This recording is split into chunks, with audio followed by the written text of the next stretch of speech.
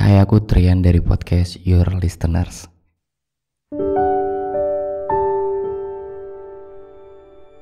Aku siap dengerin cerita-cerita kamu karena aku tahu banget gimana rasanya gak pernah didengerin. Jadi mari kita bercerita sama-sama biar dunia jadi lebih tenang dan gak berisik lagi. Jadi sebenarnya episode kali ini tuh bahas tentang sulung dan pundaknya. Seperti judul yang udah kalian lihat, sebenarnya udah aku tag dari beberapa hari yang lalu dan harusnya udah aku post hari ini. Sebenarnya bentuknya tuh talk to cam lagi gitu loh, aku ngobrol sama kalian lagi. Cuman karena aku ada insiden, ini malam jam berapa ini? Jam 11, tanggal 11, jam 11 malam tadi aku kecelakaan, naik motor, handphoneku jatuh dan semua file udah ada di situ, tinggal diupload malam ini juga. Tapi karena insiden itu jadi aku harus record ulang lagi. Ya, ini episode sulung yang mungkin dari kemarin, dari minggu lalu udah kalian request dari teman-teman semua yang ada di Instagram. Udah pada banyak nanya ini, bang mana yang episode sulung podcast Your Listeners gitu. Oke, dan here we go. Kita masuk ke ceritanya.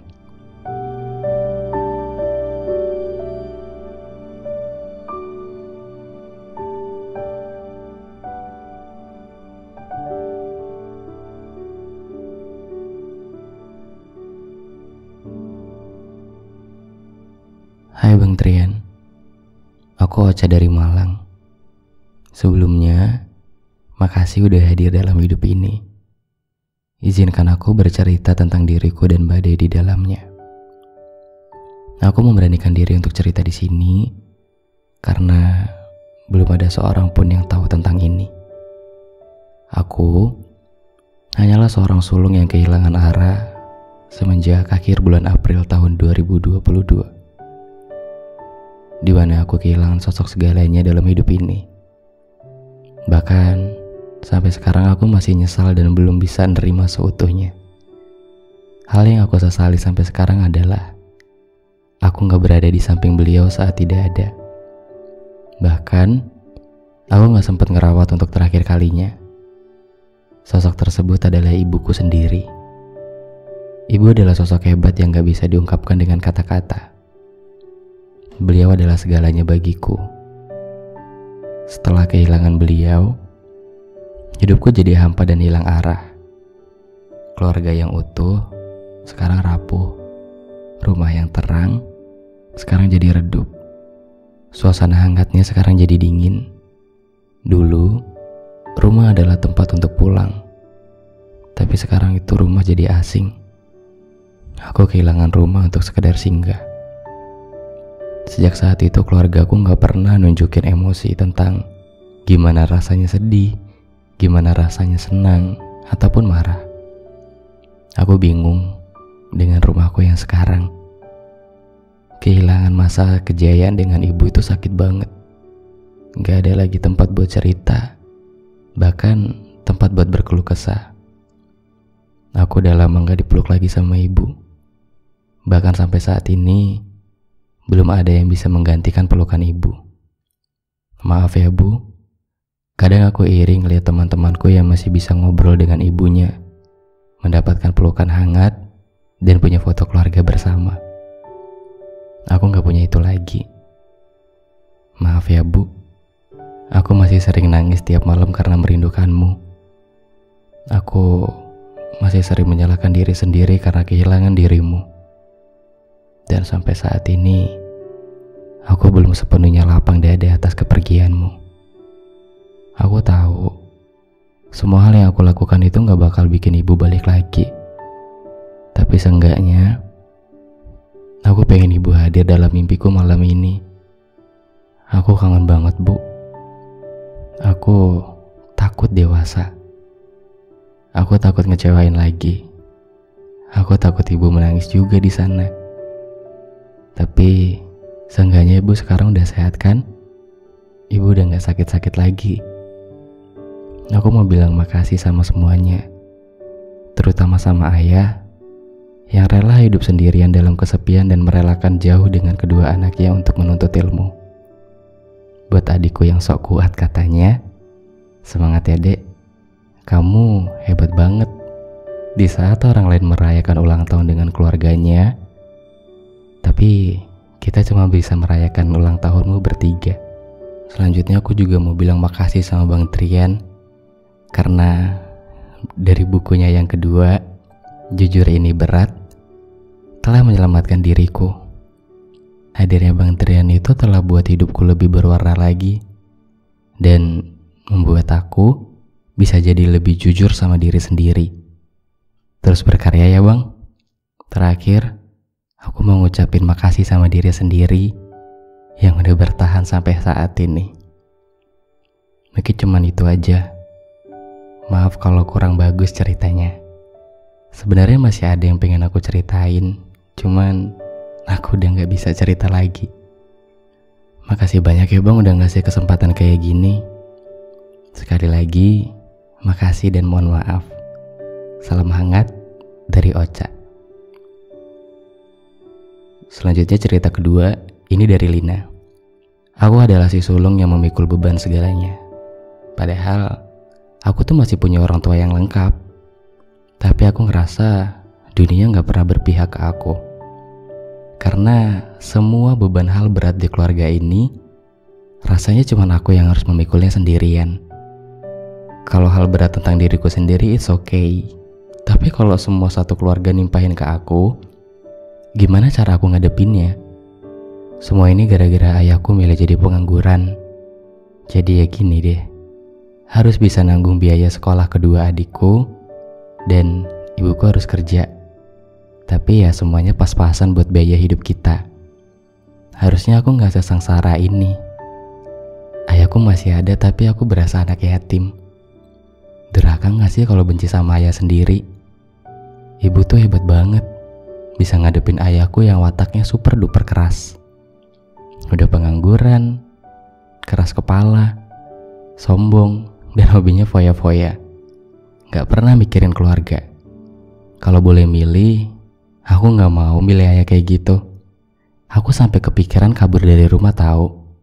Karena mindsetku, kalau aku pergi dari rumah, kepalaku gak seberisik ini. Dan mungkin parahnya aku hanya harus menanggung beban diriku sendiri. Tapi aku masih kasihan sama ibuku kalau aku harus pergi dari sini. Tiap hari ibuku cuma bisa ngeluh sama aku aja. Sampai aku tuh bingung harus ngerespon ibu kayak gimana lagi. Aku juga bingung ngadepin ayahku. Berat banget rasanya nanggung bebannya kayak gini. Kadang susah banget ngatur budget buat bulanan. Gaji kita pas-pasan. Belum lagi kalau ayahku minta uang buat ini ataupun itulah. Gak cuma itu, ayahku malah kadang suka gak support aku. Gak pernah ngedukung semua hal baik yang aku lakuin. Misalnya, aku pengen buka usaha biar ada income tambahan, itu gak pernah dibolehin. Bahkan ayah selalu bikin aku jadi orang yang pesimis. Disepelein terus lah pokoknya. Dianggap gak bisa ngapa-ngapain. Dan aku selalu dibilang sok tahu dalam segala hal. Pengetahuannya ngelebihin yang lulusan sarjana deh pokoknya. Sampai aku tuh bingung dengan cara apa lagi aku harus ngadepin ayah yang kayak gini. Aku udah muak banget. Kepalaku rasanya berat dan berisik banget. Kok ada ya seorang ya kayak gitu, gak punya tanggung jawab, tapi selalu pengen dirajakan. Kadang juga aku ngerasa kok orang lain bisa seberuntung itu ya, bisa sehoki itu. Jadi pengen ngerasain juga deh. Kalau teman-teman seumuranku punya masalah, pasti semuanya itu tentang percintaan. Sedangkan aku, di usia segini aku udah harus mikirin keluarga aku sendiri. Sedih banget bang jadi aku. Sekian ya. Semoga abang membaca berisiknya kepalaku saat ini. Peluk jauh dari Lina. Dari dua cerita tadi tuh kayaknya beda banget gitu ya vibes-nya guys. Dari pertama, Ocha tuh vibes-nya kayak yang lembut dan halus, dan dia cuman kehilangan arah dan gak tahu harus ngapain. Sedangkan versi Lina itu dia kayak yang marah-marah, misuh-misuh, dan ya kayak gitu dunia. Banyak banget cara orang mengekspresikan apa yang ada di kepalanya. Dan semua ekspresi itu adalah hal yang wajar, adalah hal yang ya gak apa-apa banget. Kalau kamu sedih, ekspresikan kalau kamu lagi sedih. Kalau misalkan kamu mau marah, ekspresikan kalau kamu lagi marah. Dan aku gak pernah ngelarang siapapun yang mau cerita ke aku. Kalau misalkan kamu mau marah-marah sama aku, boleh. Kalau misalkan kamu mau ngeluh sama aku juga boleh. Atau misalkan kamu pengen ngajak aku nangis bareng, itu juga boleh banget. Dan dari 2 cerita di atas, aku bisa ngambil kesimpulan bahwa pertama, kita gak bisa milih untuk dilahirkan di keluarga yang seperti apa. Tapi nanti kita bisa ciptakan keluarga yang seperti apa. Dari Ocha yang kehilangan ibunya, dan sebagai sulung harus bisa menjadi ibu yang baik buat adik dan ayahnya. Ocha, kamu harus baik sama diri kamu sendiri dulu ya. Kemudian coba deh perbaiki lagi komunikasi sama ayahnya. Soalnya dia pasti kesepian banget. Dia pasti seenggaknya butuh satu teman cerita. Karena kamu yang paling gede, jadi harusnya kamu yang banyak ngalah. Kamu harus banyak bisa ngerti keadaan dan belajar jadi sosok perempuan kuat dan baik buat ayah dan adikmu. Dan buat Lina, pertama kita gak bisa terus-terusan nyalahin keadaan. Karena kita belum pernah jadi orang tua, belum pernah kan ngerasain takut kalau anaknya gagal. Sebenarnya itu yang ditakutin ayah kamu. Mungkin karena kamu perempuan, jadi mungkin salah satu bentuk protektifnya ayah ya seperti itu. Yang jelas, ayah kamu tuh sebenarnya gak siap kalau ternyata kamu udah dewasa. Dan udah saatnya buat belajar lebih banyak tentang kehidupan. Terus, buat mulai suatu usaha atau bekerja untuk menuhin diri sendiri dan keluarga, itu gak pernah segampang dan semulus itu juga kok. Pasti jauh lebih menyeramkan dari yang kamu bayangkan. Dan kita harus siap gagal dulu. Lebih siap akan semua kemungkinan buruknya dulu. Karena gak ada juga usaha yang langsung berhasil. Mungkin orang-orang yang kamu lihat beruntung dan hoki itu, mereka cuma gak pernah nunjukin kegagalannya aja. Jadi, kita cuma bisa lihat berhasilnya aja nih. Dan sifat dasar manusia itu gak bakal nunjukin kelemahannya kepada orang lain. Makanya, mungkin kalau kita buka sosial media, itu lebih banyak konten-konten flexing. Banyak dari mereka yang melebih-lebihkan saja sebenarnya. Tahu gak? Sebenarnya bahagia dan berhasil itu cuma pemanis biar kita lebih betah tinggal di dunia. Dan seperti yang kita tahu, dunia ini panas sekali bukan? Bahkan saat kita gak baik-baik aja sekalipun, dunia tetap berputar kan? Mereka gak bakal nanyain tentang gimana kabar kita hari ini. Pasti yang ditanyain pertama adalah gimana sekarang, kerja di mana, udah sukses atau belum, udah punya pacar atau belum, udah lulus atau belum. Mereka gak pernah nanyain apa yang kita rasain. Jadi kalau aku boleh saran, mari kita melihat semuanya dari segala sudut pandang.